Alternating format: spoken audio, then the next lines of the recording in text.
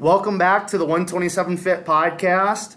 Today's guest is a doctor of physical therapy and 2 times CrossFit Games athlete.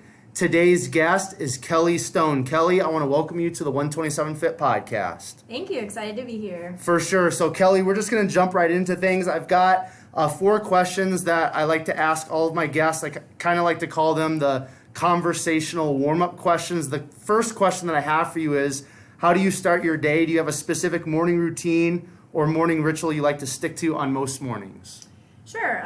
So I'm a morning exerciser generally. So one thing that's super important to me is sleep. So I will always maximize as much sleep as I can. I like to wake up, make my black coffee, kind of just get everything together, pack my lunch, get ready, and head to the gym, and then get my workout in, start off the day, and it's awesome. Yeah. Cool. So what time are we talking about? What time do you usually wake up and get to the gym? Sure. So I'm usually like a 6:30 wake up, 7:30 gym. Cool. My work schedule is a little unique, so I get to kind of push my day back a little bit, which is nice. Cool. So the next question that I have for you is, do you have a favorite book or book that you like to gift often? So generally I'm like a fiction reader for fun, but I do like to kind of dabble in some nonfiction stuff. I feel like a book that was really impactful for me that I like to share with people is Crucial Conversations. Okay. Not sure if you've read it. I haven't, but I've it's come up on the podcast before. Sure. So yeah, I've just found, especially in the line of work that I do, that your communication skills and how you interact with people is super important, and so I just found it to be super helpful in a work environment as well as with friendships, relationships, everything like that. And so if you really, once you kind of read it, you'll kind of know what I'm talking about. Right. There's just something about kind of realizing what emotional state you're in when you're talking with somebody, and if you can kind of catch on to that early, you can really kind of dictate where the conversation's going to be mutually beneficial and actually get what you want, rather than kind of leading down this path of potential destruction, I would say. So for sure. That's a kind of one that I like. Cool. Now I want to touch on just that a little bit more. I want to peel back the layers, because like obviously we're having a conversation right here. I have conversations all the time in the sense of like podcasting, but outside of podcasting, all of us human beings for the most part have conversations, throughout our day. And like you said, like conversations, being able to, I don't want to necessarily control the conversation, but I think that is actually, what I want to say, in the sense of like, it's important for us, especially if we're like a personal trainer, physical therapist, in that type of service category in life, it's important for us to be able to control, or to be able to guide, maybe is a better way to put it, without that negative connotation of control. But I think it's very important for us to be able to guide a conversation. So for you personally, maybe from that book or just throughout life experiences, what's maybe one key element or a key way that you can kind of guide a conversation in the direction that you want it to go? Sure. So I would say like one thing they talk about is, really trying to engage and listen to what somebody else is saying, and then maybe, before you respond, repeat in your own words what you kind of gathered from them. So like, it sounds to me like you're saying this, am I understanding that correctly? Is that what you kind of intended? And then from there saying, when you say those things, this is how it kind of makes me feel, and this is, the impact that it has on me, and I just want to kind of make sure that I'm understanding what you're saying. For sure. That kind of makes sense. Yeah, absolutely. And then I think it's always important just to, like if you can catch yourself, in kind of these tricky conversations, but kind of stop yourself and say like, hey, this is kind of, maybe what I understood, but this is the direction I'd really like to go, then, I think you can move forward with more productive types of answers. For sure. And kind of go from there. Does Crucial Conversations, do they kind of like talk about maybe even like, using people's first name a lot? Do they talk a little bit about maybe certain words that you want to use in a conversation or maybe avoid? I feel like indirectly, they kind of talk about building that connection, like, and if you show engagement with somebody that you're talking to and kind of develop that trust, then they're more likely to kind of listen to you, even if it's potentially, negative feedback or whatever it might be. So kind of in an applicable sense, you know, I work with patients of all ages. I do a lot of pediatrics as well as adults. Pediatrics, I'm in a home setting, so I'm walking into people's homes, you know, oftentimes maybe critiquing things that they're doing in a parenting style, you know, and as a, you know, now I'm 29, but I started doing that as a 25-year-old, right. You know, and at times, like, it's, you know, it's kind of overwhelming to be like, hey, I'm coming in as this new PT, I have no kids, and I'm telling you how to parent your child. You know, like, that can come off really, really poorly. So you've got to really walk this line of developing trust and kind of coming from a place of kind of love and consideration and really trying to help somebody. And then I think they're more likely to, you know, kind of take your advice. And then, you know, even moving into like an adult setting, a lot of what I do also, you know, nutrition plays a big part, exercise plays a big part. And you're, you know, if you have somebody, for example, coming in with, you know, maybe they're significantly overweight and they have knee pain, like, I'm going to be that person that's going to at least have a conversation to say, hey, you know, yes, we're going to address what we can in here, but you've got to realize that your nutrition and your health outside of here is impacting your condition. But that also is another kind of taboo, sticky, you know, situation to be in. So you've got to be really kind of tactful when you're approaching that and kind of build that trust to be able to kind of give that advice, or at least have that conversation appropriately. You know, but then even, you know, moving into relationships, I think, you know, something might happen and you know, you just want to act out of rage or just disappointment or whatever it is, and maybe you're not even taking the time to give them a chance to understand or, you know, kind of tell them what actually happened. So, you know, just saying like, hey, like, this is how I'm feeling, this is what I gathered from what you did or what happened, like, you know, can you tell me a little bit more about that so we can kind of move forward? Cool. That's good stuff. Communication is key in life. So awesome. So the next question, and lately with my conversations, I've been kind of prefacing it with, we all go through different seasons in life, right? So the question is favorite quote, mantra, or word, and I'm going to just let you kind of take it however you want, Kelly. But if you want to maybe use a favorite quote, mantra, word, maybe in this season of life, we're pretty fresh in the new year. I know a lot of people on Instagram and social media are like, oh, this is my word for 2020. So if you want to go in that direction, great. Sure. Maybe it's a previous season of life that you want to take the question, but however you want to take it, favorite quote, mantra, or word. Sure. I would say right now, I think single word would probably be consistency. So I read this quote a while back from The Rock, so I'm going to try not to butcher it. But basically it says, success isn't always about greatness. Greatness comes from consistency. Consistent hard work breeds success. Greatness will come.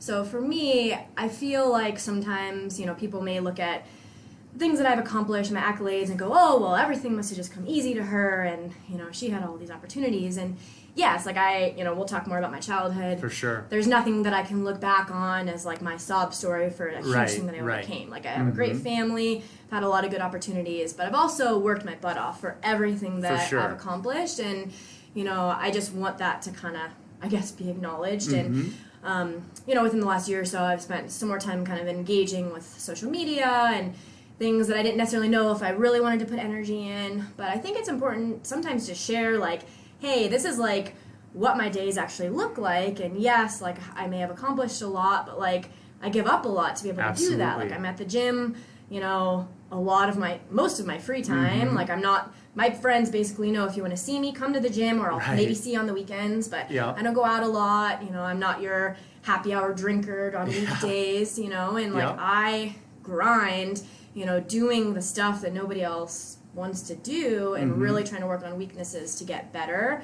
And so, you know, when I accomplish things, like I feel like it's because I really put in the consistent effort every day to get there, and it's not just, you know, oh, I trained hard for a couple weeks and then got this stuff. For sure. Cool. Yeah, and I think, you know, a lot of people, and we might touch on this a little bit more in depth in a little bit in regards to social media, but, you know, you hear a lot of people like bagging on social media. I'll be the first person to stand up and say, like, I absolutely love social media, because for me personally, I've fit it into my life to where it's like, it's just kind of like a part of my life, but it's all positive. Like the podcast, like I have my podcast page where it's like, all I'm simply doing is like posting stuff. You know, I'll post like, you know, some of my own personal writings, but a lot of it's just like a picture with my guest on the podcast and talking about the guest. And then I have my personal page where it's more, just a little bit more maybe of my personal things. But I think what I'm trying to say, what you said, Kelly, just to be in alignment with you, is like, kind of just putting yourself out there a little bit more, showing people kind of behind the scenes of like, for you personally, like kind of like that grind, that work, that effort, everything that you're putting in to get the, results in your life. Yeah. I think it's important, and I think social media is a powerful platform if you use it correctly to just say, hey, like, this is what's going on in my life. Like, these are my victories. These are my defeats. This is kind of everything in between. And just like with this podcast, the whole thing about the 127 Fit podcast is to provide a platform for people to share their story. Because when we share our stories as human beings with other human beings at some point can relate to our story, and that's how people can be positively impacted. So I think it's great that you've chosen to kind of maybe put yourself out there a little bit more and just, maybe share a little bit of behind the scenes in regards to that grind, that consistency, that hard work, because that can really motivate and encourage people. So, and I'm sure you've probably had, a lot of girls, a lot of guys maybe send you DM just saying, hey, thank you for sharing that, because I was at that place, or I can relate, whatever it is. So I just want to thank you for doing that, because that's super powerful, and it can be very, very positive in people's lives. So the last question, Kelly, that I have in regards to the conversational warm-up questions is, do you have a favorite or most listened to podcast? And if there's more than one, feel free to share that. All right, don't kill me. I'm honestly not a huge podcaster. No, that's cool. No, I feel like it's something maybe, that I probably, maybe this will motivate me to start into it. But I've just found like driving has been, I don't have a lot of downtime at home. And so when I'm driving, I was like thinking about well, why do I do the things that I do? And I feel like I spend most of my time either like I've got music on to kind of get me in the zone for my workout if I'm headed to the gym, or if it's during my kind of work time, I'm like constantly going through what am I going to be doing with my patients for the day. So it just hasn't been, something that I've consistently done. Yeah, no, that's cool. Maybe you'll have to give me some recommendations. Yeah, no, there's, you being like, a CrossFit athlete, I know there's definitely a lot of great CrossFit podcasts, but let's go with this. What's kind of the music? Let's say, what's the music you have on in your vehicle when you're going to the gym to kind of get, ready to rock and roll? Okay. So I would say I kind of float between like 3 genres of music. Okay. If I'm just kind of like chill Sunday afternoon, if I'm going to go to a concert, I'm a big country person. Okay, sweet. But in terms of like getting ready for a workout, I'm way more in the kind of hip hop. Yeah. I won't quite say EDM space, but just kind of high energy, like good vibes. Drake? Music. Yeah. Okay, that's cool. And then I'm a big like Post Malone, Khalid, like that sort of, but that's also kind of my like chill music. Yeah, no, that's good stuff. Who's the go-to country singer? Oh man, I love Thomas Rhett. Okay, cool. He's awesome. Love it. Awesome. Okay, so we're gonna kind of just transition now, Kelly, into your backstory. So if you don't mind sharing with myself and the 127 Fit podcast listeners, where did you grow up? What did those younger years look like? Were you involved, which I'm sure you probably were, in sports, extracurricular activities? Do you have any siblings? Kind of just share a little bit of those younger years if you don't mind. Sure. Yep, I grew up in Lakewood, Colorado with my parents, and I have one older brother. He's about 6 years older than me. And kind of fun fact about us is we are, like, that's my entire family. I grew up with no other relatives. My grandparents passed away. And my dad had one brother who passed away before he got married or had kids. Oh, wow. I actually didn't know him. My mom was an only child. Okay. So I'm literally like, our entire family is 4 people. Like, that's us. We're the Stones. But, in that, we were, always really close growing up. I've got a great relationship with my parents as well as my brother. And honestly would not be where I'm at today without my parents. They have been my biggest supporters from day one. Continue to this day. If I'm traveling somewhere for a CrossFit competition, like, they're flying there to be there. Cool. So I feel like my childhood, I spent a lot of time doing sports, kind of trying everything from dance and figure skating and gymnastics and, soccer, just the whole gamut, just trying to figure out my niche, but very quickly fell into gymnastics and swimming as my kind of main sports. Yep. So I was doing competitive gymnastics, started around 4, and was quickly, into a competitive season, training 4 to 5 hours a day, 5 to 6 days a week from about 7 on, as well as trying to swim. Did that a little bit less frequently, mostly summers growing up. So gymnastics was kind of my big thing. Okay, cool. But I think that culture, if you kind of know anything about competitive gymnastics, especially, you know, at a high level, like they are so big on just like, you know, time management and, you know, focus and determination, and you know, you really have to be able to even to train that much and still go to school and everything, you've got to be really efficient with your time. And I feel like I learned so much from those experiences, having Russian coaches who were total Nazis, but I feel like just kind of set me up for success in everything else in my life. For sure, yeah. So I would say, you know, most days, you know, yes, grew up going to school. Education's really important to my parents, and so that was always something that I valued. But it was pretty much like, all right, get done with school, go to your practice, and then kind of go from there. But you know, wherever I wanted to go, as long as I was willing to put in the work, my parents were there to support me and figure out a way to get me anywhere that I wanted to go. Like I have memories of, you know, being on this traveling gymnastics team, and you know, stuff's expensive. Like gymnastics, I think, you know, it was like $300 or $400 a month, and then you throw in fancy leotards and travel costs and everything. So like my parents used to go work these bingo fundraisers on Saturday nights to kind of raise money to cover our travel costs and stuff. And you know, it didn't seem like a big deal at the time, and now I look back and I'm like, wow, like they really did a lot to make sure that I was able to do that. So I feel like when I wasn't doing sports or I wasn't you know, in school, like we like to do a lot with my dad of kind of outdoor stuff. So used to go to ski school every Saturday with my dad in the winters, and then in the spring, summers, you know, bike rides, stuff like that. So got to kind of enjoy Colorado with my dad kind of growing up. And then the other big thing we did as a family is travel a lot. So I got to take some pretty amazing trips from a very early age, and so that's something that's always been really important to my family and my parents, is just to, you know, show us different cultures and other, you know, things that are out there, which kind of really makes you appreciate what you have. For sure. Now, if you don't mind me asking, kind of like, what did your parents do in regards to kind of like their careers? Yep. My dad was a real estate agent, commercial in Colorado for a long time. He was born and raised in Colorado.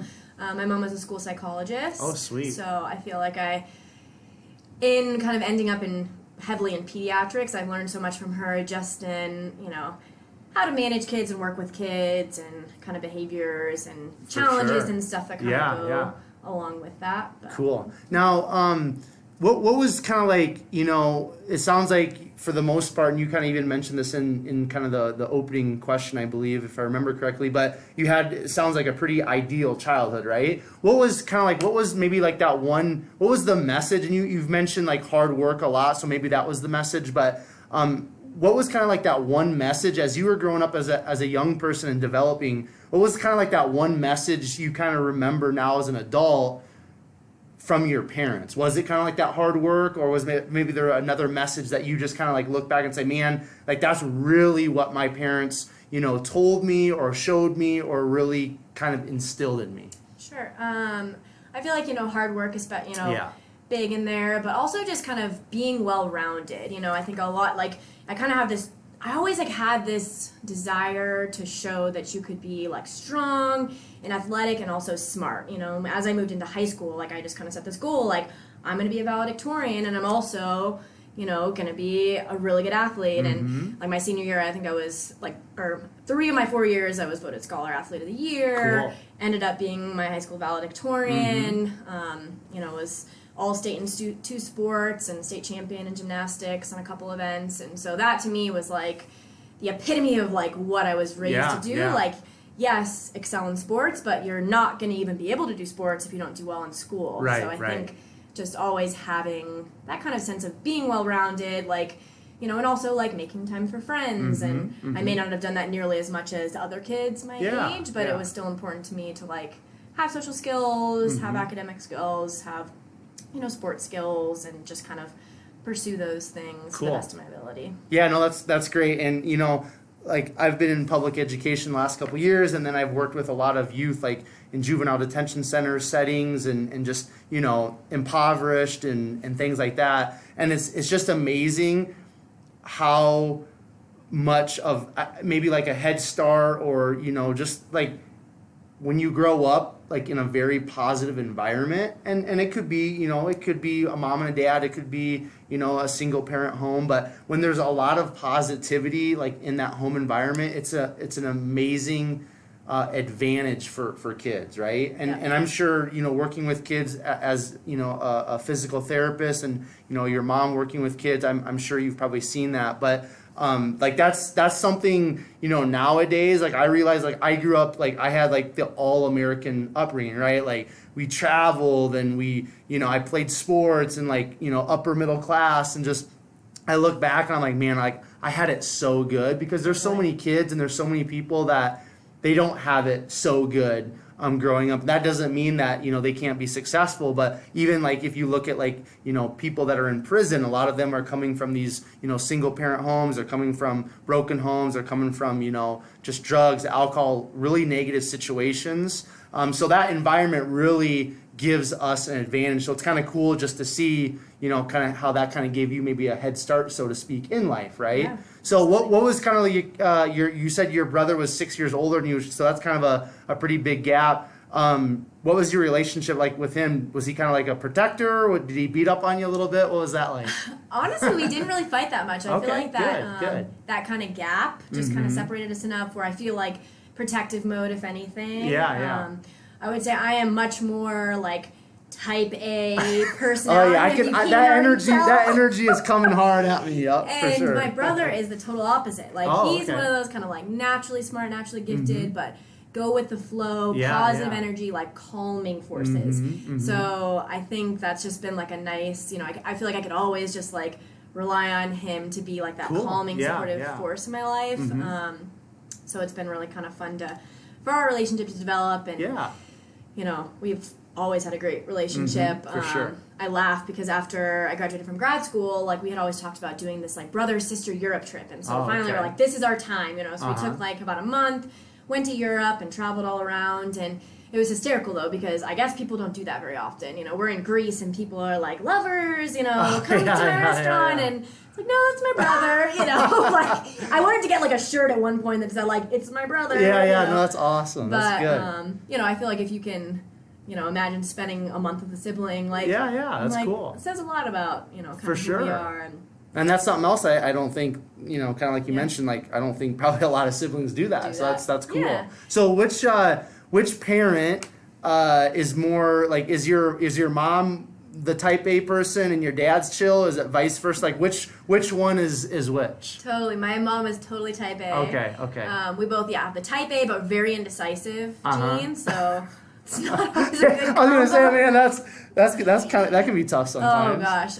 And then my dad is much more low-key laid back. Like chill, he was you know, let's go for a bike ride and get ice cream, you know, that kind of person. My mom was like, you're getting your homework done now. You know, I'm gonna sit here and help you with your projects and stuff. But both like very, you know, supportive in their own right. Cool. That's great. All right, so I want to kind of move on to college. So I know, just kind of in preparation of this, you went to University of Florida, then you went to University of San Diego. So which one did you go to for undergrad? How was that like? And then we'll kind of transition into going to get your doctorate in physical therapy.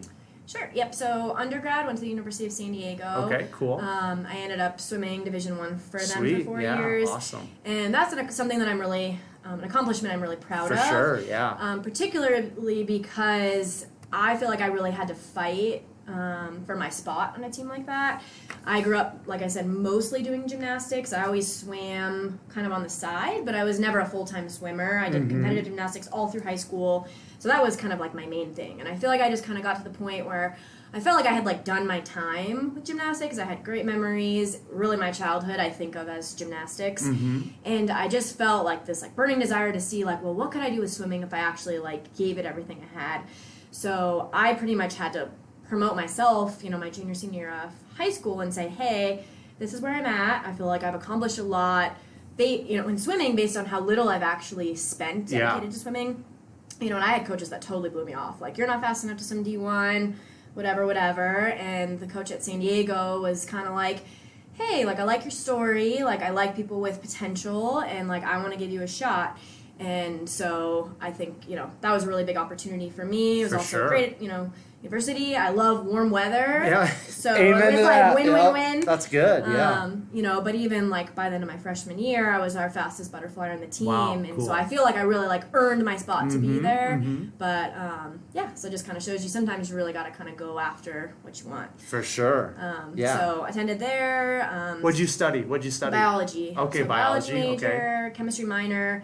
Dang. I, that's some. I tried taking chemistry in junior in high school, and that did not go. The only reason why I passed because I cheated a lot. So. That's so funny. Organic chemistry was one of my favorite classes I ever took. But so it's funny because I always thought I was going to med school. That was my plan from the start, and so it was a smaller university. So biology was like your stepping stone to do that. And then when I was in my freshman, sophomore year, I started volunteering in hospitals, shadowing surgeons, all sorts of things. And I got to a certain point where I felt like I had like my quarter life crisis. Like I was just like so overwhelmed with like, this has always been like what I thought was my dream and what I expected myself and what everyone expects me to do. But I don't think I want to do it. And like I struggled for such a long time with just like how to rectify this like, situation within me where I'm like, hey, I always like thought I was going to be a medical doctor, but like I don't know if I want to do it. I hate hospitals. I hated all my experiences. I was really turned off by, I guess, how like detached a lot of the physicians I spent time with were to their patients. It was really like if you're a surgeon, like that's a piece of meat on the table, and like you might see your patient for 5 minutes and not really have the time to build a relationship with them, and it really irked me. And I think, part of that, kind of looking back, like, I guess if you are a surgeon, maybe that's kind of how you separate yourself and you're able to do your job effectively, and also, I realize that medical doctors are extremely busy and at this point expected to see tons and tons of patients, so I don't really blame them for how that is, but I just kind of realize that's not really the type of provider I want to be and kind of the side of medicine I want to be. I'm kind of really big on kind of like the holistic side and building relationships, and I think that plays a big role into kind of just health and wellness and recovery. So I just remember like vividly this phone call I had with my mom where I called her just bawling like, I don't think I want to go to med school, blah, blah, blah, blah, and she just goes, it's okay. And it was like for the first time it was like, it is? Like, I can do something else, And so after I kind of realized that, I was like, hey, like, I still got my whole life to live. Like, I can do something else. So I started kind of looking at other options, like, where do I want to go? Like, looked kind of nutrition, exercise science, and then just kind of stumbled into PT. And even with my whole background of sports, I never really got injured, which is kind of interesting. So don't really have, like, a background working with physical therapists, but just kind of thought it might be kind of a good combination of, like, pursuing a higher level degree, which is something I always thought I wanted to do, while also working in a medical field, but having more time to actually kind of be on that side of medicine that I wanted to be.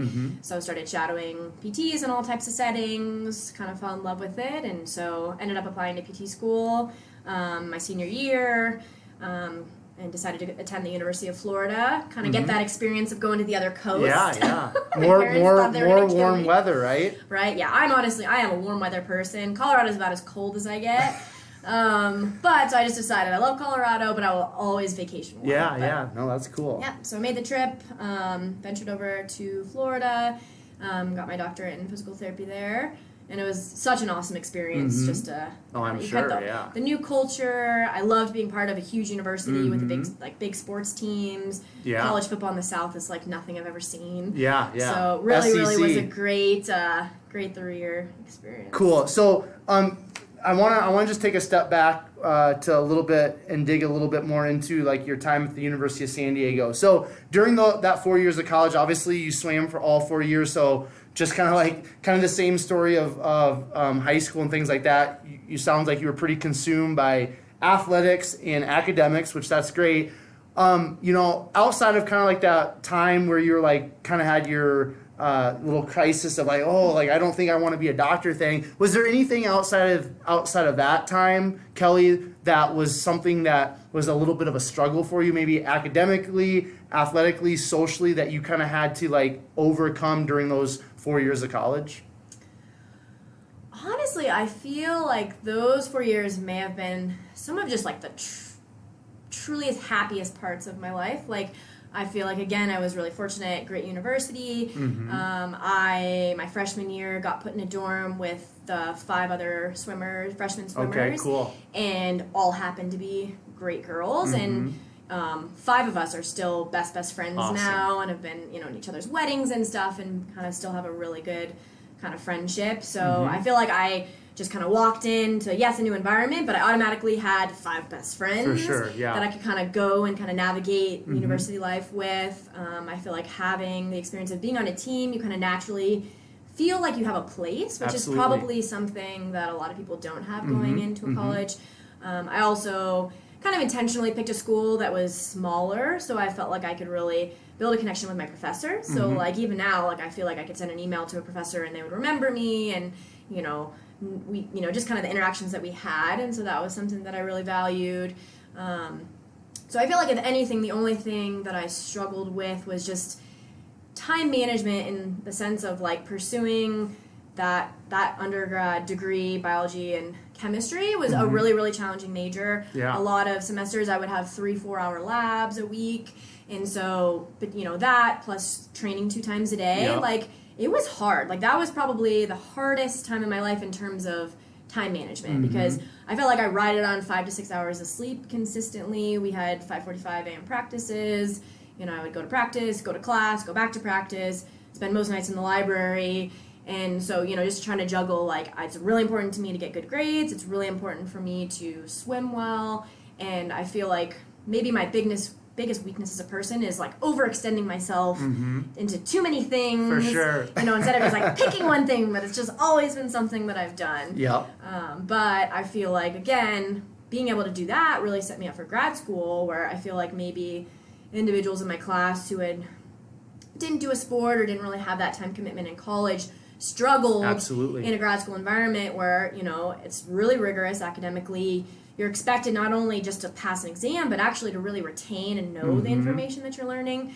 But I felt like I had so much time in the world once I got to grad school, because I'm like, hey, I'm not, swimming all the time, but also allowed me to justify, like, hey, like, I'm still going to work out and keep fitness as an important priority when I'm in grad school, because if I could do it in undergrad, I can definitely do it now. For sure, yeah. All right, before we kind of go a little bit further into grad school, like University of San Diego, that's Division I for athletics, right? Yep. So, I mean, that just in itself, to be a Division I college athlete, like that's a huge accomplishment. To be able to compete and participate for 4 years, that's a lot of people can't say that. So for you personally, because you kind of kicked the door open to even be on the team initially, right? And then you earned it, you put in the work, all that. What's kind of like maybe one personal highlight in those 4 years of swimming at the University of San Diego? Sure. I ended up being on 4 record-breaking relay teams. Cool. So I think we still have 2 of them. That's awesome. But I love that the team continues to improve. But yeah, just being able to like be that butterflyer and be that freestyler, that was like, not only did I feel like I belonged on the team, but I'm like, hey, like I deserve that spot. Yeah, for sure. So that's something I've kind of always really valued. Yeah, that's cool. Did you guys win any like team titles or anything in those 4 years, or?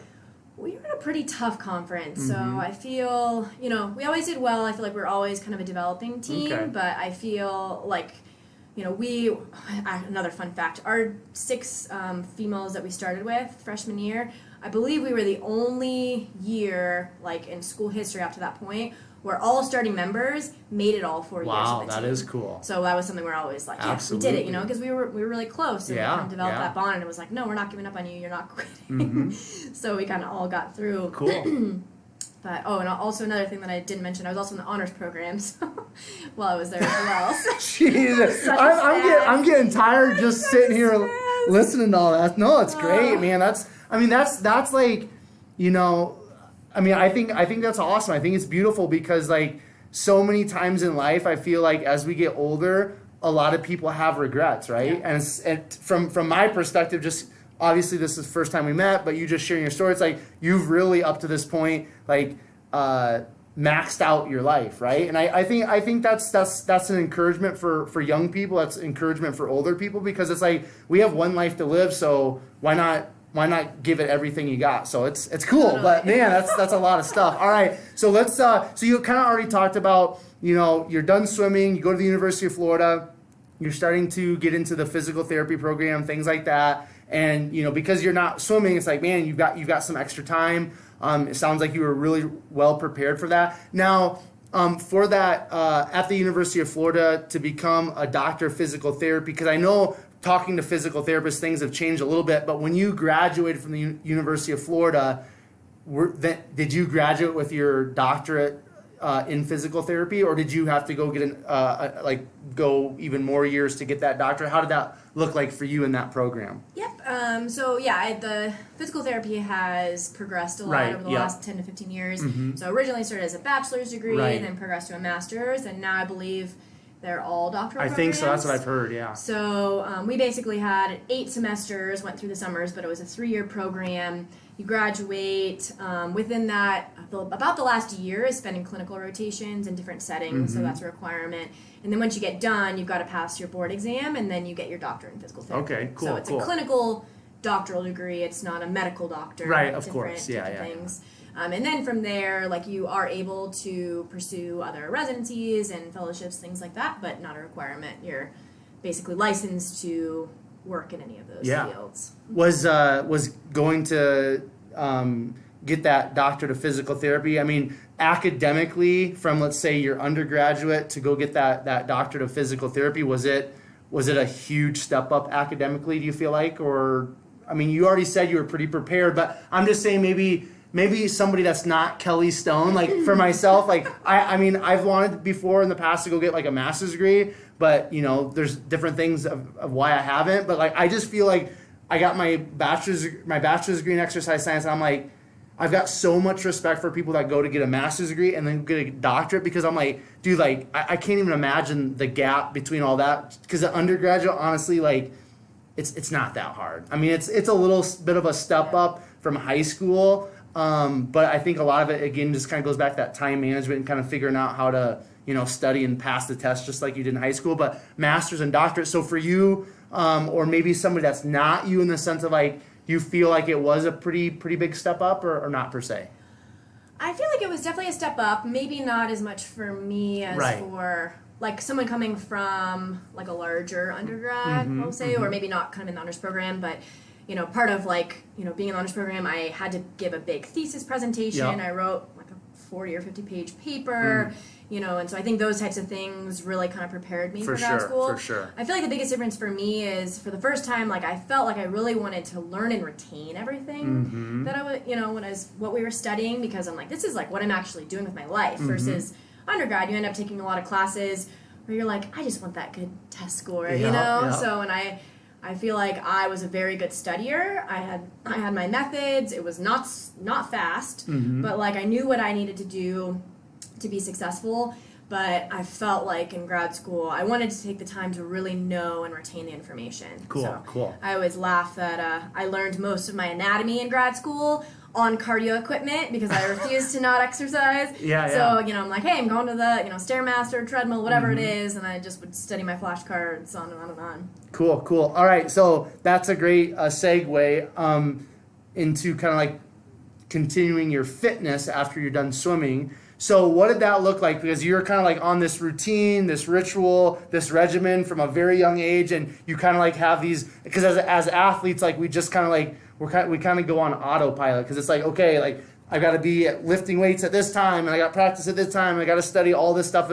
So, but then when, I know for me, once I was done playing football in college, and then, I didn't have that camaraderie of the guys and all that, it's those were some of my darkest days personally, because it's dude, who am I outside of being an athlete, right?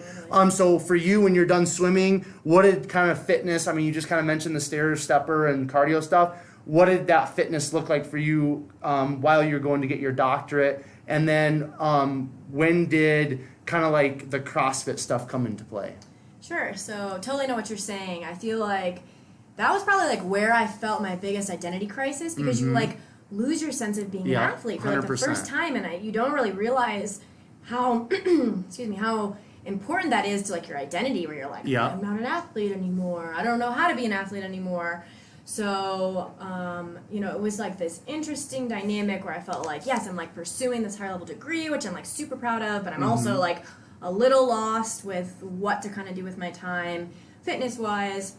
So I kind of went into this, I'd always kind of had a background in strength training and exercise. My roommate was into doing some like figure show, like bodybuilding type stuff. For and sure. Yeah. She's one of my best friends. So we, you know, just started lifting together and, you know, found a lot of kind of joy in that, but still just felt like, what am I doing this for? Like, I just felt like I needed a reason. So when we were in our second year, we decided that we wanted to do a show together. And it was something that I'd always kind of thought about, but wasn't really sure if I was kind of into. But I'm like, you know, let's go for it. Let's train together. And it honestly, that was one of the most impactful things probably on my life, the whole experience. Just because it's such an emotional and psychological roller coaster. So we ended up doing just 2 shows, trained about, I think it was like 5 months kind of leading into it, and we did 2 shows back to back. And, you know, honestly, it was awesome to kind of learn more about nutrition and see like what your body can do. But I feel like did get some positive, you know, it was a positive experience to start, but then kind of quickly turned into a negative experience, mostly because of the aftermath, because, you know, I was always someone who was pretty confident with myself and everything, and then you spend all this time and money and, you know, you diet down and you do all these things to stand on stage, and then basically just have people tell you what's wrong with you. And, you know, and it's like, well, yeah, you got a great physique, but your legs are too big. And I'm like, I'm sorry, like, I was born with big legs. Like, look at my dad. You know, people always like to comment on my quads, and I'm like, my dad has big quads. I've always had big quads. That's just kind of who I am, and I don't think that that's really, you know, anything that can be changed. And I think I just got to the point where I was like, what if I don't want to change that? Like, I just didn't like the whole dynamic of, it was such a subjective sport. Of course. And it's just so much based on, like, what's wrong with you. And then beyond that, the nutritional piece was so interesting because, you know, basically eliminate everything from your diet. I got down to eating 700 calories a day because I wasn't losing weight, and it was just like, well, add more cardio and do this and eat less. And I felt like my body just went into like metabolic shock, you know, so then you're trying to, you know, you get the kind of whole high of your show, and then after it's like, well, what now? You know, and so you're trying to avoid the massive weight gain, and you have this like unrealistic, at least for me, I mean, I should talk about myself. I felt like I had a very unrealistic view of like what was healthy after that point, where I'm like, I felt like I didn't eat fruit for probably 6 months after my show because fruit had too much sugar and carrots had too much sugar and all of this stuff, and I was like, I don't know, like really just got to the point where I was like, this is out of control. And so when I was doing a rotation in Jacksonville, Florida, it was funny because there was a gym, and it was like a bodybuilding type gym attached to a CrossFit gym. And so I was in there doing my bodybuilding training, didn't think anything of it. And there was a CrossFit coach in there, and he goes, hey, like, I think you should do CrossFit. And I'm like, nah, not my thing, you know, I don't think I would like it.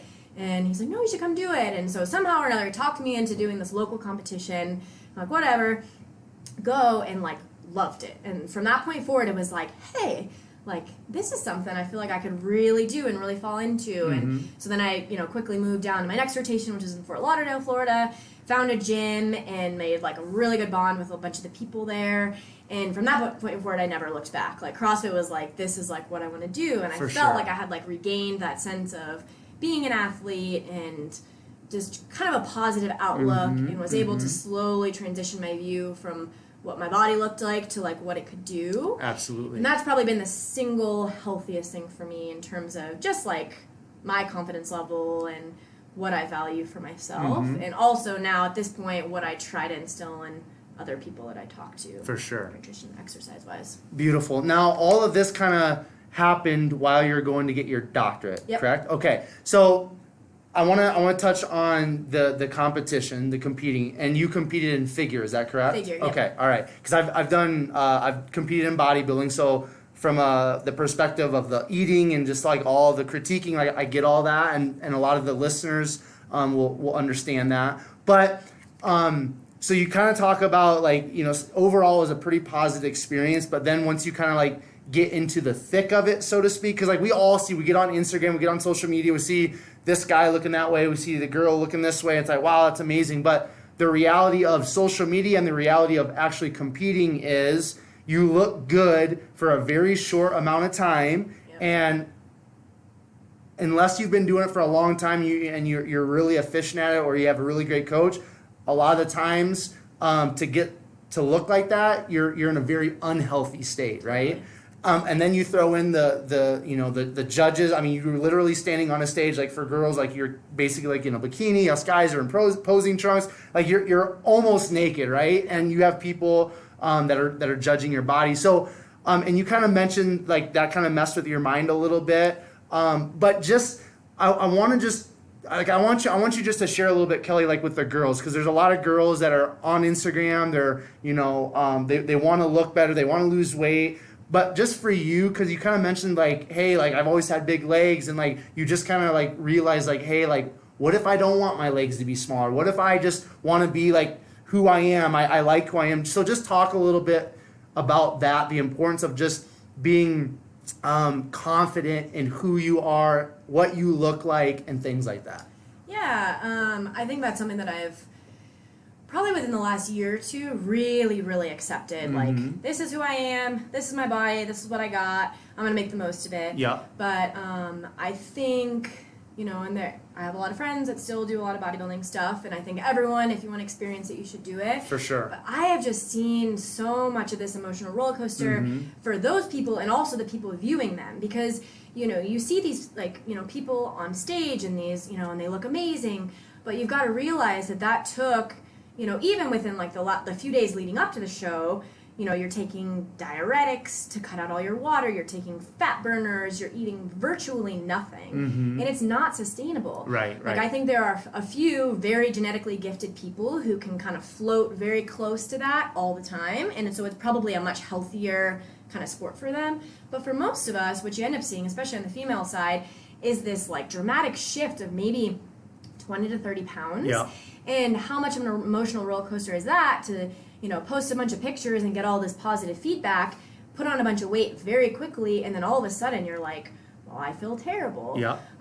So not only do I think it's honestly pretty unhealthy in terms of, nutritionally and hormones, it's really not sustainable, but also like, I feel like even in the interactions I've had with a lot of like my male friends or guys that I dated, most guys aren't looking for a girl that's 10% body fat, like they want real people. And like I think the most attractive thing in women and men is confidence and like accepting what you have. For sure. So, I feel like I'm not really fazed by comments like that anymore, but like even the other day I was laughing, I got a DM of, why are your boobs so small? I'm like, you know what? Well, this is what, what I got. Yeah, it's like, well, what do you want? I mean, come on. I'm an athlete. People are crazy, This man. is what I got. Yeah. Yes, I have big legs and a big butt, but I don't have big boobs. But you know what? That's fine. Yeah. But I think if you can get to the point where you can look at, I talk a lot about exercise and nutrition, but I think, I get so sad when people look at fitness as like, oh, I have to do this, and not as like, wow, I get to do this. Yeah. And we can talk a little bit more about that, kind of in the context of my job with kids and stuff. But I think just, being able to accept who you are and like acknowledge like that your body is capable and you're physically able to do all these things, they're able to like find a better balance. Nutrition's a big piece of that. But if you focus on fueling your body to be able to perform instead of just starving yourself to look a certain way, mentally I feel like you just end up in a much better place. At this point in my life, like my weight doesn't fluctuate all that often, although I very rarely weigh myself because that's not important to me. For sure. So I think, number one, you can't really look at the scale. It doesn't really mean anything.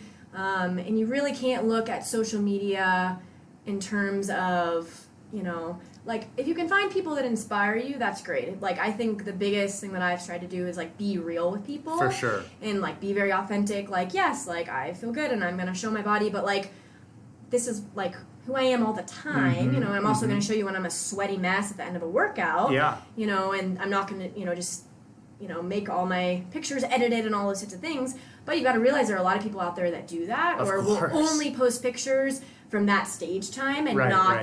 the in-between. So, my biggest piece of advice would be, seek out people, especially in social media, that inspire you to want to be healthier for yourself. But you can't compare yourself to anyone. For sure. You never know what kind of went into it, what stage of their life they're in, what their genetics are like, and it's not going to make you any happier. But if you can find sources of inspiration that make you motivated to achieve your goals, then I think it's a positive. For sure. Now, what's kind of been maybe one thing, because I like to be real, right? So we all have insecurities. Sure. We all have fears. We all have difficult times in life. Even though some of us, we've had that great start because of the family, we've overall had an amazing life, but we all have things going on, right? So in regards to like your physical body, your physical appearance, like what has been something that you've really maybe struggled with, or you've kind of had to gain that confidence where you're at now, where it's like, hey, like this is what I look like. This is me. I'm cool with it. I'm just going to keep moving on. But kind of physically, has there been anything that you've really had to overcome or break through just to have that confidence where you're at right now? Yeah, I mean, I feel like I always grew up as the girl with big muscles and big thighs and stuff, and it took me a long time to kind of realize that's okay and that's good, you know. But I was made fun of quite a bit growing up, from especially boys, you know, show me your muscles, let's arm wrestle. You're bigger than them. You're bigger. But yeah, it's once you realize that that's probably exposing an insecurity in somebody else, then you're able to kind of look at it from that lens and go hey, I'm not, and this is something that's important to me, I put myself out there, for myself and hopefully be inspiration, but not for anybody else's approval or to elicit a response from somebody. I get a lot of, people sending me stuff, assuming that just because I may post a picture without my shirt off, that means that I want a certain type of attention. Right. And I think that's something that's so skewed in our societies. Of course. Why can a guy post a picture without a shirt and it's fine, but I post a picture in sports bra and shorts and now it's a big deal. Yep. So I feel that honestly is probably more bothersome to me at this point in my life than the people that comment on my muscles, which I still get occasionally. Yeah. But it's to be perfectly honest, if you're not interested in my muscles, I'm probably not interested in you, And if that's all you find value in is the size of my body, then I'm sorry. Yeah. No, and that's cool because I just again I like to be real. I like to keep it real, and it's just so important for us as we share our stories just to be fully transparent. I know that's something as I've kind of from the outside viewed CrossFit, I know with women empowerment and just muscles and being strong, I know CrossFit more than anything else, I feel in regards to health, fitness, and sport, CrossFit has done an amazing job of really empowering women, to have those muscles, to be strong, to be confident in who they are, just to be powerful individuals. So with that being said, you get your doctorate of physical therapy. I want to kind of hang out before we kind of get into, that your profession in the sense of being a physical therapist. Let's really unravel CrossFit. So you're doing the figure thing. Some one of the CrossFit coaches is hey, I think you should do CrossFit. You do this competition. You're man, this is cool. Just unpack a little bit more for us, Kelly, kind of the evolution of you being a CrossFitter and being a CrossFit athlete, and not just a CrossFit athlete, but a games athlete. Sure. So I think, like I said, I started CrossFit that last little bit of grad school, kind of later in life than I would say maybe I would be ideal. Yeah. But I think I made a lot of progress really quickly, and people were like, oh, you're new to CrossFit, how does that work? But people have got to realize that I spent 14 years doing competitive gymnastics, which is a big piece of CrossFit. I was also competitive swimmer, so I have a strong aerobic base, and all of our strength and conditioning coaches in college were CrossFitters. So that type of metabolic conditioning piece was something that I was totally used to. For sure. It was more just learning, Olympic lifting kind of work. We didn't really do heavy squatting and some of those types of movements. Right. No snatch, no clean and jerk. So having to kind of learn those pieces, but I felt like I fell into the sport pretty easily and seamlessly compared to somebody starting from scratch. But so after finished, I think it was my last 4 months of PT school that I was, doing CrossFit, had bounced back to Gainesville to finish up. And I think one of the things that continued to kind of show me that this was a sport for me is that, I bounced to 3 different gyms in a very short period of time, and they were such great communities. And something that I think a lot of people find in CrossFit gyms is it's just such a strong community no matter where you go or where you travel to. Absolutely. That everyone is positive and supportive, and so it's just like a nice environment to be in. For sure. But after I graduated, decided to move back to Denver, and I remember specifically looking for a gym that had a strong competitive program and especially strong women. I feel like if you really want to excel in anything, like you never want to be the smartest person in the room, you never want to be the strongest person in the room. So like I could have gone to a gym where I was the best, or I could pick a gym where I'm not, but I have the potential to improve. So I found CrossFit Omnia. They had, that was the first time they were in the process of qualifying for the game, so 2016. Okay. That was when I graduated in April. They had, I believe, just finished regionals, qualifying for the games, so I was like, yes, this is like the environment I want to be in.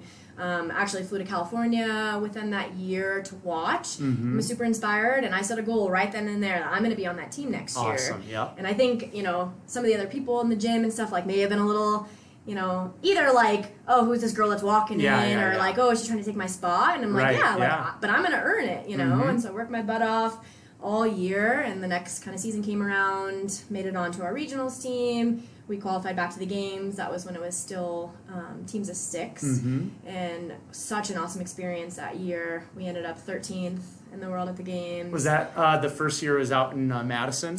Yep. Okay, cool. So, I attended the year previously. That was the first time CrossFit Omnia went to the games. 2017, it switched to Madison. Okay. So we qualified there, had an awesome competition, ended up 13th. Totally, I think, blew our expectations out of the water. Right. And one of the things, again, that I prided ourselves on is we were one of the only teams, if not the only team at the games, that had 6 people that had full-time jobs. And by full-time jobs, I don't mean, like, worked in a CrossFit gym. Like, we had, myself as a physical therapist, we had a firefighter, we had, people in real careers. So it was, a constant struggle to, find time to train together and to kind of get our training in. But we worked really well together, and so that was super successful. The following year, they made the transition down to 4. Right. So that, breeds more stress and anxiety. And so anyways, but, good season. Ended up with 4 of our 6 team members from the previous year.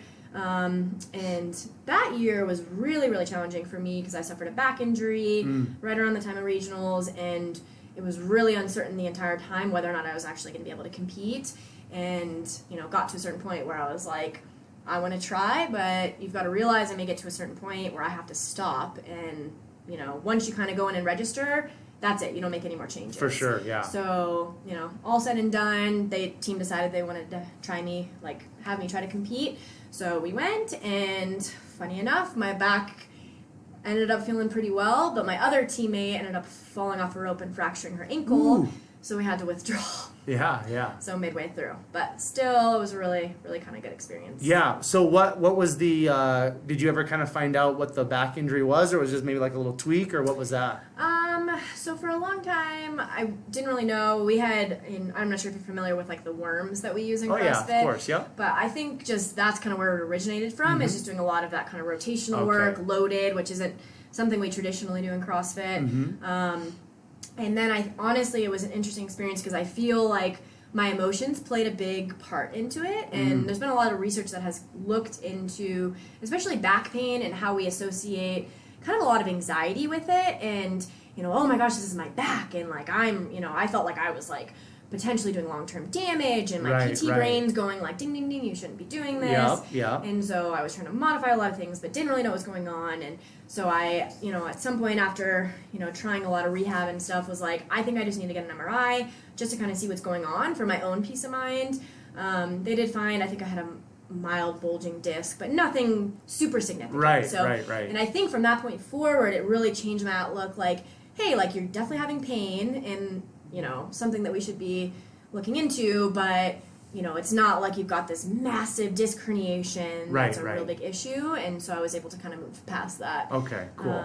But in that time frame, like, I literally threw everything that I could possibly think of. Like, I was going to PT, like, 3 times a week.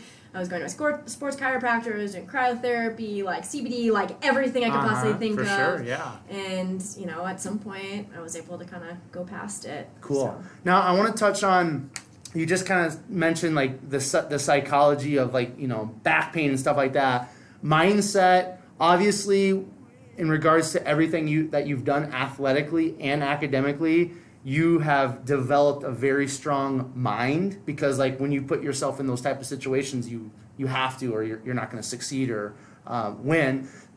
So in regards to mindset, not only specifically for CrossFit, but just having that right mind and that right psychology for life in general, like how valuable and how important, Kelly, is having, the right mindset, that right psychology, thinking the right thoughts.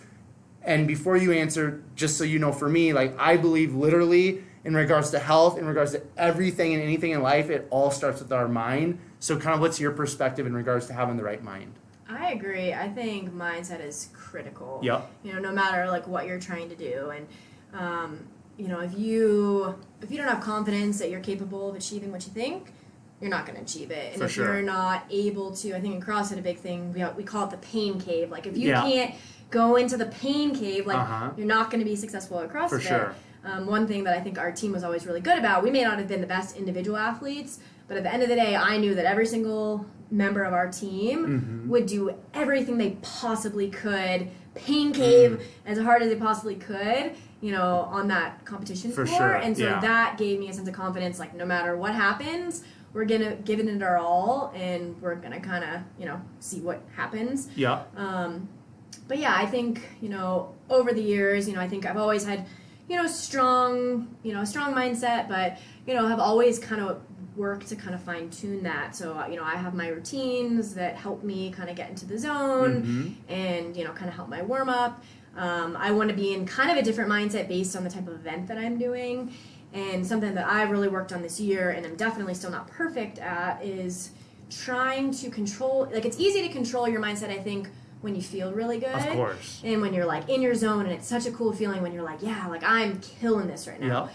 But your ability to control it when things aren't going well or when you don't feel great, that's really more important. So, every once in a while, it happened to me the other day, I had did a workout and I felt like I was totally caught off guard. I had just got back from traveling. I felt absolutely awful, and I just like went into like panic freak out mode. And so now you're like, okay, I don't feel good, but now I'm just like, putting a knife into my chest in this workout because I totally just like melt down in the middle.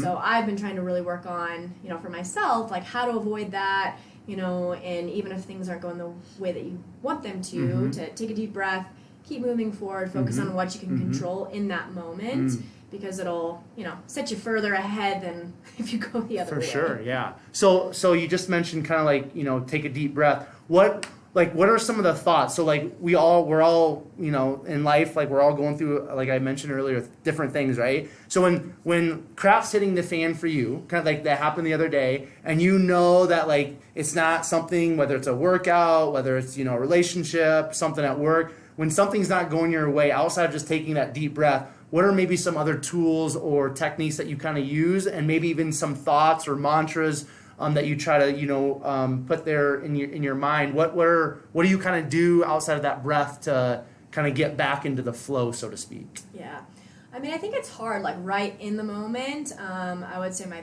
best piece of advice is I try to just focus on, all right, like what's my next set? Like if I had to do a workout with 75 thrusters and I'm 20 in and I'm like absolutely gassed. I'm like, what is going on? This feels terrible. So I can sit there and dwell on that, or I can say, hey, I'm going to count down from 5, pick that bar up, and I'm doing 10. I'm going to drop it, I'm going to count down from 5, and I'm going to do another 10. And so for me, like those countdowns and just focusing on your next set, what you're doing just immediately right in that present moment, helps you kind of move forward and helps me kind of calm down. Because the minute your brain's going 1,000 miles a minute, like you're not thinking about what you're doing, your heart rate's spiking, and you're just kind of going the other direction. I would say after, sometimes I have times where I'm like, I just need to kind of like take a breather, separate myself, and then maybe, sit with my coach and talk about it. Yeah. During the Open this year, it was funny. We had a workout where I got 6.5 rounds into a 10-round workout, and my video shut off. And for some of the qualifiers I'm doing, you have to have a video. Of course, I had a total meltdown, like total 2-year-old tantrum. This sucks. This is unfair. My coach says, just get on the bike. I'm like, all right, fine. Go and go and go. Probably 5 minutes later, he goes, all right, you done pouting? And I'm like, no, I'm still pissed. And he's like, all right, keep biking. And then 10 minutes later, he's like, all right, you done? And I was like, I think so. He's like, all right. get off the bike, walk around a little bit, we're going to redo it. And I was like, you got to be kidding me. Like, I'm not redoing this workout. And he goes, you're going to redo it. It's going to be fine. You train for this. You know, you can do this, and it's going to be great. And you know what? Went, redid it again, did better than I had the previous time. And, like, that in of itself, I was so proud of myself, just, like, get it together. You know, but sometimes you need somebody else to kind of give you that cue, someone that really knows you and says, like, hey, snap out of it. It's not the end of the world. You'll be okay. Yeah, for sure. Let's move forward. Cool. I want to touch on, like, actually a little bit more in regards to reaching the CrossFit Games, because, like, anybody that, like myself, has viewed CrossFit from afar, or they're, like, you know, deep into CrossFit, like, that's kind of like, that's the pinnacle, right? Even if you don't, like, podium or anything like that, or get the top 10, just to make it to the games is an accomplishment. So for you personally, and you know, you haven't really even been doing CrossFit for that long, especially when you first made it to the games. Like, what was it though, like when you know, with your team, you guys know that you're going to the games, and then, but what I kind of want to learn from you a little bit more, Kelly, is like when you were actually there in Madison, you know, you're seeing like Rich Froning, you're seeing all these, you know, like people that you see on Instagram and you've been following for a while. Like, what was that like, just to be in that environment, know that you're not there as a spectator, but you're actually there as an athlete? Yeah, I mean, I think, you know, so if you don't know CrossFit super well, but, like, yeah, the CrossFit Games, that's, like, our world championships, whatever you want to call it, and if you look at the numbers, it's, like, I think it's less than 0.1% of people who are actually, like, who sign up for the Open, for example, that actually make it to the games. So, you know, when you really stop and think about, like, being there, like, this is such huge accomplishments. You know, like, we were, in our years, one of 40 teams from around the world that qualified. And, you know, to even be in the upper pack of that was really an accomplishment. Absolutely. You know, but it really is. It's such a cool experience. You get there, and you get to go around and get all your gear, and they really do a good job of, like, you know, making you feel special. You're like, oh, I got all this stuff with their names on it, and like 5 pairs of shoes, and like all this stuff, and you know, you're walking around, and you know, people like want to take pictures of you or congratulating you, and so that's really awesome. And then I think, you know, the best part for me was to be in some of the kind of bigger events with, you know, in the stadium where you got all these, like, thousands of people around, like, watching and cheering from you, and you're just, like, looking around, like, this is pretty freaking cool. You know, like, all these people that flew from all around the world to come watch, you know, not just me, like everybody else, but, still, it's cool, and to, like, be in the same, even in the same room as a lot of these high-level CrossFitters, you know, that you've kind of looked up to for a long time. You know, it's such a cool experience, and you see him walking around, and you're like, hey, I thought she was huge, and she's not that big, and like, oh, like, he just looks normal, you know, you see Matt Frazier, and like, you know, you could see him walking down the street. If you didn't know any better, you wouldn't be like, he's the best male CrossFitter in the world. So, you know, it's just cool to, like, be in that. I felt like I was just really, like, in my zone, like, just felt like I could, you know, was just like living this like athlete dream, and such a cool experience. What's we before we turn on the mic, we were just kind of discussing some of the changes recently with CrossFit, and then just kind of like what your personal goals are as we sit here today. But just to share with the listeners, kind of like what's your focus now in regards to CrossFit, and then obviously more specifically just being a CrossFit athlete. So this past year they made a lot of changes. They've really especially changed the team dynamic in that we no longer have affiliate teams. There's also a lot fewer teams that go. Last year there were only 18 teams at the games. This year it'll be just over 20. But because of that change, and then also the fact that my previous team members kind of wanted to pursue other interests in their lives, we kind of dissolved, and I feel like they may have been kind of done or ready for a break, and I was like, I'm ready to go, you know, especially getting over that back injury. Like, I've now had this, like, renewed sense of just, like, gratitude for being able to, like, work out every day. I've been really healthy for, knock on wood, the last year or so, and so, you know, I've kind of transitioned into goal setting towards making it back to the games as an individual. In this day and age now, the ways to qualify are through the Open. You have to be top 20 in the world, or you have to win your country. So it's been this interesting dynamic because you could be from a very small country, potentially be 20,000th in the world in the Open, and still get to go to the games. And as an American, now it is much more difficult to get there because we have such a strong CrossFit presence here. So, you know, and I think at first, like, me along with a lot of others were really, you know, pissed off about all the changes, you know, because it's like, well, why do they get to go and I, you know, This year I was 60th in the world in the open, and like, I don't get a spot, but how come they get a spot, you know? But at the end of the day, you've got to realize that I don't make the rules, and I can sit here and complain about it, or I can move forward and do the best that I can. Yeah. So goals are just to kind of compete in as many sanctioned events as I can. That's the other way to qualify, is to win a sanctioned event. Mm-hmm. So I look at it as cool opportunities to travel to different parts of the country and the For world sure, to compete, yeah. which is cool in and of itself. And that, you know, hey, if I get the right set of events and I have a great, you know, competition, then I've definitely got a shot to qualify. Mm-hmm. So definitely within the next couple of years, my goal is to get back there as an individual, but just trying to really enjoy the process. So Yeah. at the end of the day, I think that's super important. You know, I think it's important to set goals, but realize that if you're enjoying what you do every day, and I genuinely love CrossFit and love getting up and going to the gym every day, that no matter where I end up, I'll be happy For sure. with the kind of process. Very cool. Now, something that you posted on your Instagram here recently, it's something that you hear all the time, and you kind of addressed it. So I want you to kind of address it from, you know, your perspective as being a high-level CrossFit athlete, also being a doctor of physical therapy, and that is, you know, people always say CrossFit is dangerous. And even some people are listening to this like, oh, she injured her back, right? Like, yep, CrossFit is dangerous, but like, no matter where you're at, whether it's social media, just talking to somebody on the street, like if you say CrossFit, you're, I think, usually probably going to get like somebody that's drank the CrossFit Kool-Aid and they're all about it, or they're like, no, I tried CrossFit, or they never tried it. It's you know, it's not for me, injured, all that stuff. So just kind of like going off of what you posted on your Instagram, what do you say to people when they say CrossFit is dangerous?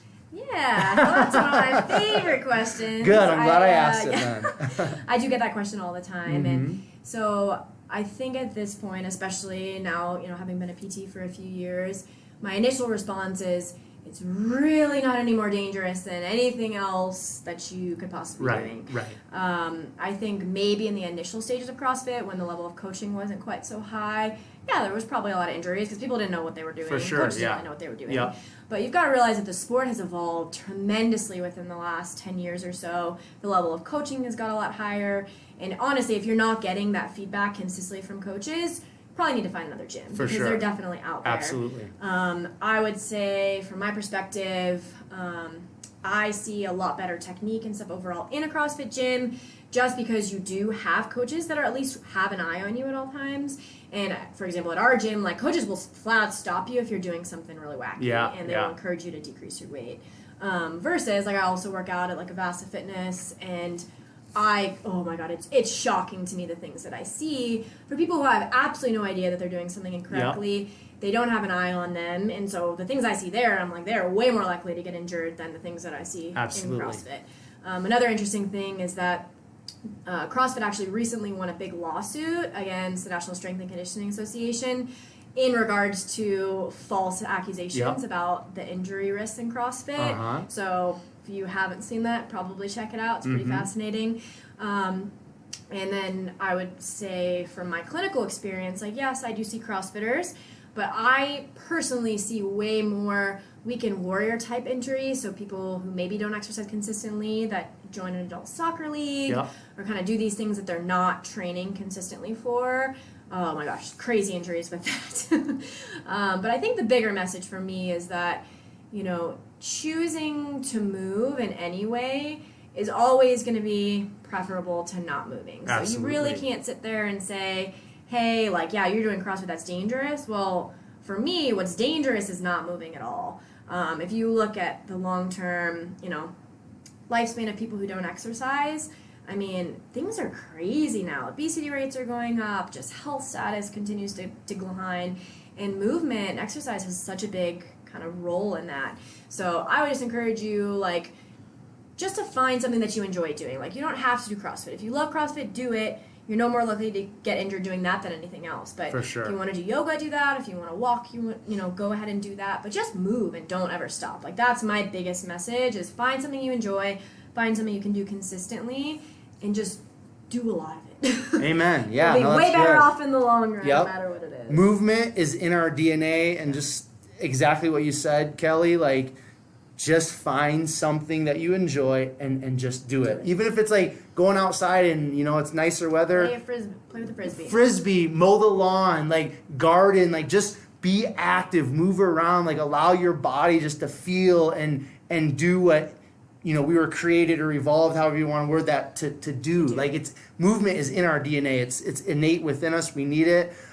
So let's transition then a little bit into just you being a physical therapist, like your quote unquote day job, right? Yeah. Like, you know, just explain a little bit about, you've already touched on, you know, you work with kids and things like that as well, but just kind of share like the day-to-day of what you do as a physical therapist. Sure. So currently I work in 2 different settings. I do home health pediatrics as well as just general adult orthopedic sports. So the pediatric setting has been such an eye-opening and rewarding kind of thing that I've done. I didn't honestly think that that's where I would go right after school, but I've always kind of had this dream of doing like pediatric sports. So, you know, I came back to Denver and like kind of with this disillusioned, you know, thought that I'm going to get my ideal job right out of school and yada, yada, yada. And then you realize that, you know, those opportunities are small and they want 5+ years experience. So I kind of went like, okay, well, if I can't do pediatric sports, what if I do pediatrics and sports separately? Yeah, you know? yeah. So I've found, though, that within the last couple of years, like working with kids, it's so rewarding, and it's given me such a renewed just kind of outlook on life and like my ability to move. For a lot of people that don't know, they always ask me when I say work with kids, like, oh, like injuries? And I'm like, no, it's much more function-based. I get a lot of kids that have delayed development for some reason, or maybe have a specific diagnosis like Down syndrome, cerebral palsy, autism. So, you know, I walk into their homes. We work on skills and activities. I interact with families a lot and give them a lot of strategies to help them. But it's all movement-based. So, you know, I may walk in and we're working on crawling, or working on walking, working on jumping, any of those skills, oftentimes with little babies. But, you know, it's one of those jobs where, like, it's so rewarding when you get to see somebody do something for the first time. Yeah. And I feel like I really get to develop connections with those families because we don't, I keep them for a long time. So I've had a couple patients that I've been with for, like, over 3 years. Wow. And gotten to kind of really grow up and experience their life, and it's been such a cool experience. But in that, it's also can be super emotional and really draining because you really give yourself so much with these families. Sure. And yeah. at times I feel like I'm the child's therapist and maybe the mom's therapist, and I'm, you know, giving parental advice, and we're talking about nutrition and like all these different types of things. And so I feel like my job description kind of goes, you know, in all these different directions. So challenging in that regard, but also like it. I think of course you do, yeah. It's been good for me, I think, personally, because I am a very type A person, and pediatrics, you will not thrive if you have that attitude.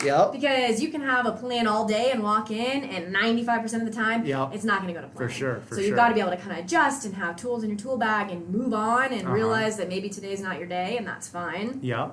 So with that, then I like to kind of, you know, also do the other side, more traditional, what we think of, orthopedic sports, which I really enjoy as well. Up until this point, I was working for a small orthopedic practice. I'm in the process of transitioning to do my own type of business, mostly with CrossFitters. But I really enjoy the process of, you know, not only helping people get out of pain, but also trying to biomechanically figure out why they got injured and help transition them back. So I feel like as a CrossFitter and a PT, you know, I have a lot of experience like with how the body should move and how to do these movements. And so, you know, in working with that population in particular, it's helpful to be like, hey, like I know what movements you're talking about. Like, let's look at them and figure out if we can fine tune maybe why you got injured, keep that from happening, and sort of bridge that gap back into getting them where they want to be. So that's been kind of a fun experience for me too. Now, when it comes to, let's just kind of stick with adults.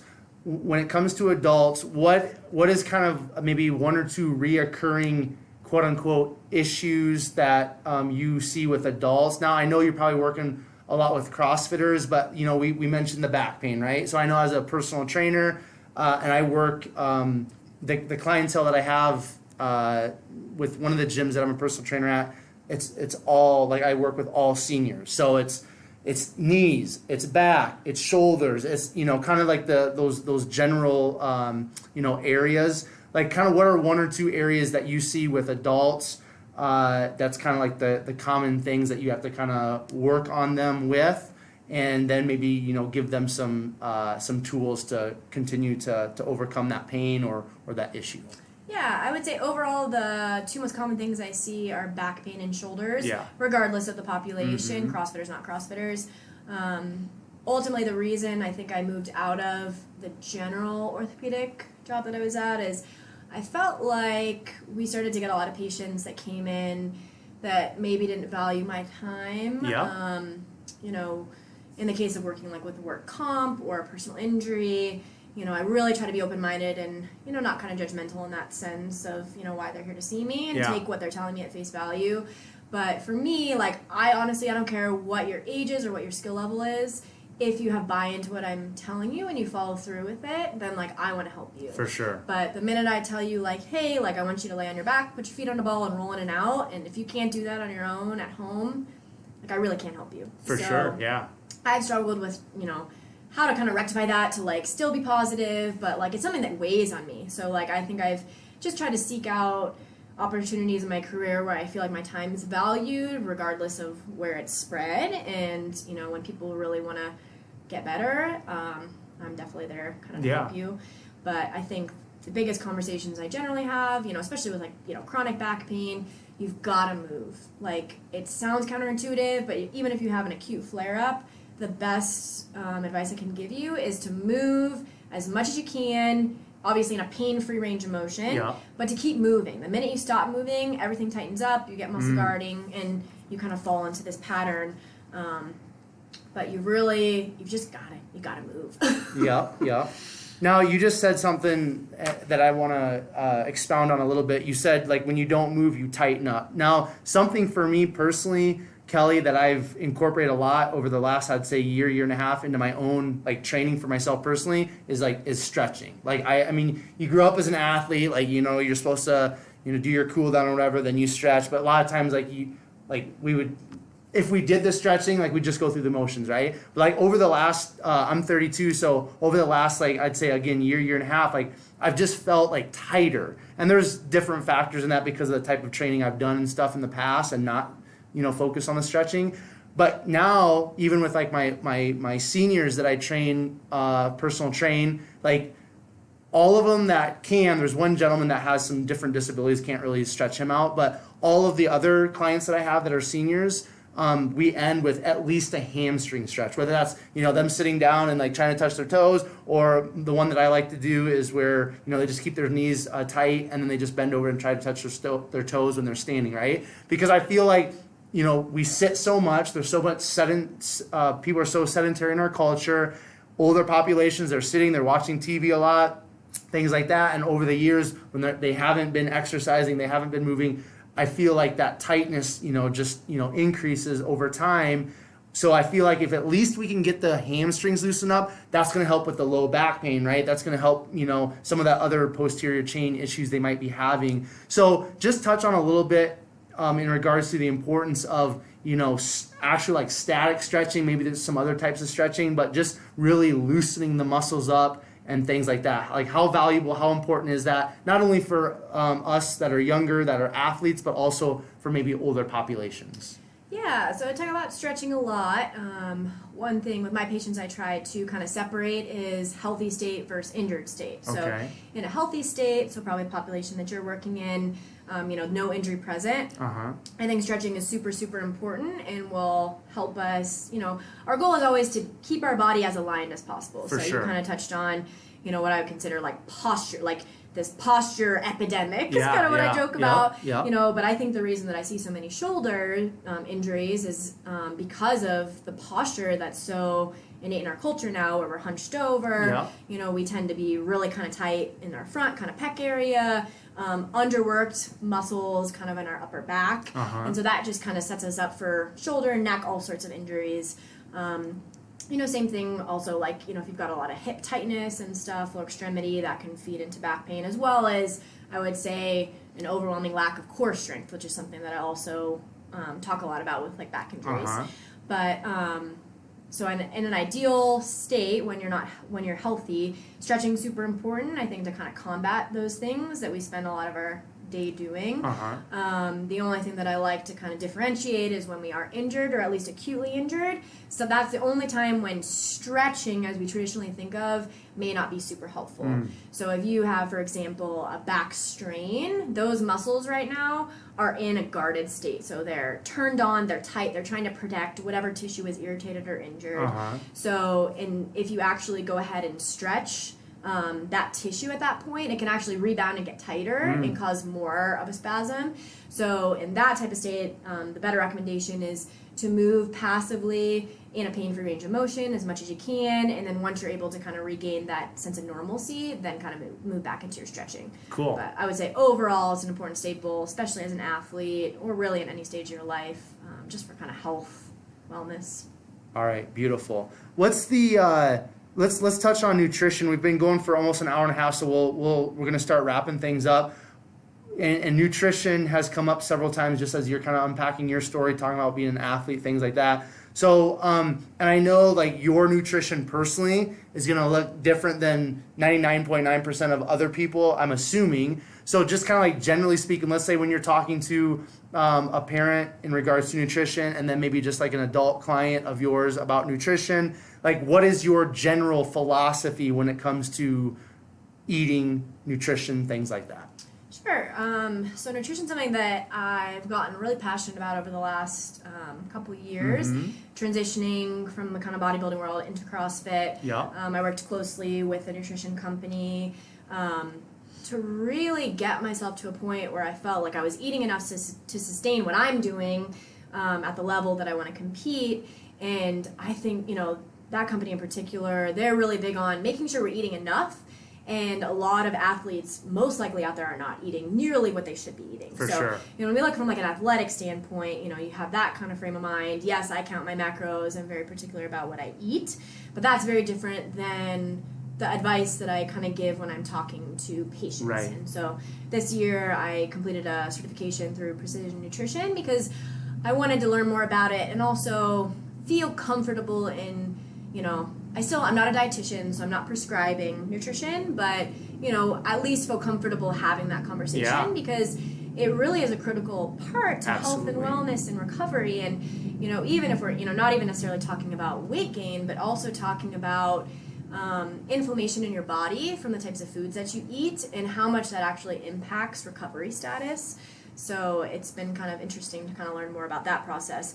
But I would say overall, when I get questions about nutrition, my biggest piece of advice is to focus on eating as many whole, minimally processed foods as possible. Like, I think that in and of itself is so valuable and so missed in our culture. Like if you're thinking about like buying single ingredient foods, combine them however you want, but avoiding packaged foods, avoiding fried foods, fast foods, like that's where you're going to start to see probably the biggest sustainable difference in your diet, because then you're getting foods that actually are going to give you correct hunger cues. You're going to feel fuller when you eat them, and they're not really designed or made to make you eat more. Right. A lot of these packaged foods are processed to have chemicals in them that make you want to eat more. Yeah, of course. So I think that's a great starting point. I also always have the conversation of, are you drinking enough water? So at least a half of your body weight in ounces, probably a lot more than that. But if you're not doing that, and you're not focusing on your sleep, then the kind of rest and nutrition stuff isn't going to be super helpful. For sure. I'm a big proponent on, I would say, I don't really believe in any particular diet. I think that any type, you talk paleo, keto, whatever it is, I think any of them can be helpful. For sure. But my biggest question is, what can you do consistently and what is sustainable? Do you look at that diet and go, hey, I see myself doing that in 5 years? And if the answer is no, it's not a good option. I think you're better off picking something that's maybe a little bit more well-rounded, or at least something that you see yourself doing, and starting with one thing that you can do consistently, working on that. Once you can do it, add something else, and then kind of build from there. Anytime we're talking about, this is true for nutrition or exercise, kind of making a drastic change all at once, I don't think it's sustainable. So I'd rather you say, hey, I'm this week going to focus on eating one vegetable at every meal. And I'm going to do that for a couple weeks and see how I do, or make one healthier choice each day.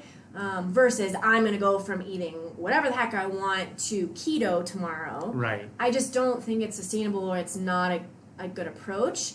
And it changes your mindset into like, oh, this is a diet, this sucks, versus like, this is a lifestyle, and this is like what I'm eating to fuel myself, I'm eating to be healthy. It's all about balance. Like I eat unhealthy food sometimes, not a big deal. Mm-hmm. But what I'm doing 95% of the time is what I would consider healthy and manageable. But awesome. What you mentioned in the first question I asked you, you just already right off the bat said like you take sleep like really serious, right? And then you just kind of mentioned again, sleep is, I believe everything starts with your mind, and then but outside of that, like you just kind of said, like sleep is the most important foundational block in regards to trying to be as healthy as possible. So I want you just to expound a little bit on why sleep is so important, and just the importance in regards to all of us human beings in getting enough sleep. Yeah, I think it's, in our culture become just the norm to not get enough sleep. And yeah. Honestly, you could call my mom right now and go, what's the single most important thing to Kelly's athletic success? And she would say sleep. That's like, awesome. I have always been a sleeper. Uh-huh. When I had coaches that are like, oh, she needs to be at this warm-up at this time. And my parents are like, no, she needs to sleep. But it really, it's so critical. The research, looking at sleep, there's tons of it out there. Even studies just looking at having, being on the same diet and different participants and getting enough, maybe 8 hours versus 5 hours. Yeah. Body composition, totally drastic, changes. And so, if you really are focused on health and wellness and losing weight, maintaining muscle, whatever your goal is, performing, all of those require enough sleep. And that may vary person to person. For me, like if I don't get 8 hours of sleep consistently or more, like everything's a train wreck. Yeah, like, yeah. Things go downhill fast. For and sure. I may early, in college was, sustained less sleep. I don't think that was optimal, but at that stage of my life, I was able to do it. Uh-huh. But at this point, my training goes south really quickly. Yeah, yeah. So I would just encourage you, whatever your goals are, sleep is always going to be a critical component, and it's something that if you're really dedicated to your goals and want to improve whatever you're doing, definitely start with sleep. Get your sleep, kids. Get right? your sleep. Okay, so we're gonna just kind of wrap things up here. Before I ask you the last question, Kelly, we've had a very expansive, thorough conversation, it's been awesome. Is there anything that I haven't asked you, or is there anything that's like really just burning inside of you that you would like to leave with the 127 Fit podcast audience? I don't think so. I feel like we kind of covered a lot of ground today. For sure, yeah. Overall, I feel like just move, eat well, sleep, and be consistent. That's kind of my mantra. That's your mantra. I like it. You got some shirts made yet for that? I should, right? All right, so the last question, Kelly, is what sets your soul on fire? I think just pursuing things that I'm passionate about to the best of my abilities. So whether that's physical therapy and helping someone accomplish their goals, fitness has always been something for me where I feel like most wholeheartedly myself, like where I feel most in my element. There's no greater feeling to me than being on the competition floor, giving it everything that I've got. So I think in some form or another, that will always be a part of my life, and that may evolve over time. Yeah. But yeah, for me, it's just pursuing those passions and just giving it everything I got no matter what happens. Cool. All right, so I just want to give you the opportunity, Instagram, if there's website, sponsors, people have resonated with your story on some level, they want to reach out to you, they want to follow along your CrossFit journey, life journey, where can people find out more about Kelly? Yeah, so I'm big, really just Instagrammer these days, so KellyStone35. Do have a Facebook page, so you can find me on there, just my name, Kelly Stone, but don't use it super often. But yeah, I guess the only two sponsors I'd like to kind of touch on just because they've played a really impactful kind of part of my life. Yeah. M2 Performance Nutrition, the coaches there are amazing. if you have the opportunity or want to kind of seek better nutritional habits, regardless of your level or your goals, they're awesome.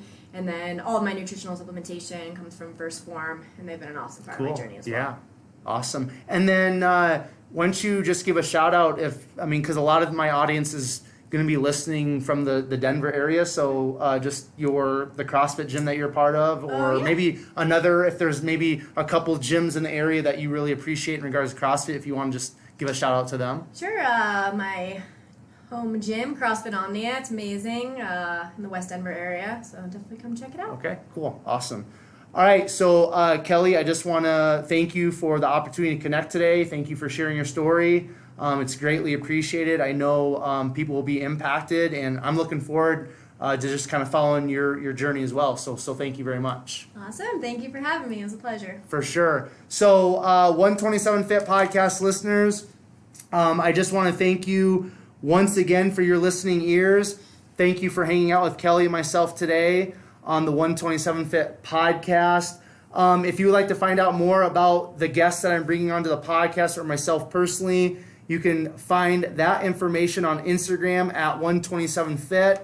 Facebook is at Quentin Vars. LinkedIn is Quentin Vars. If you guys would do me a huge favor per the usual and leave a 5-star rating and review and also subscribe to the podcast, that would be very, very cool. If you think you would be a great guest, or if you have a friend or an acquaintance you think would be a great guest or guest for the 127 Fit podcast, please send me an email or give this email out, 127fit@gmail.com. One other favor I always ask of my listeners, as you are finding great value in a specific episode or episodes of the 127 Fit podcast, I would just ask you to take that specific episode or episodes that you're finding that value in and share it on your Facebook and Instagram stories using the hashtag #BeSomeoneToFollow. And then, per the usual, I will leave you with Proverbs 24:10, which states, if you faint in the day of adversity, your strength is small. This time until next time,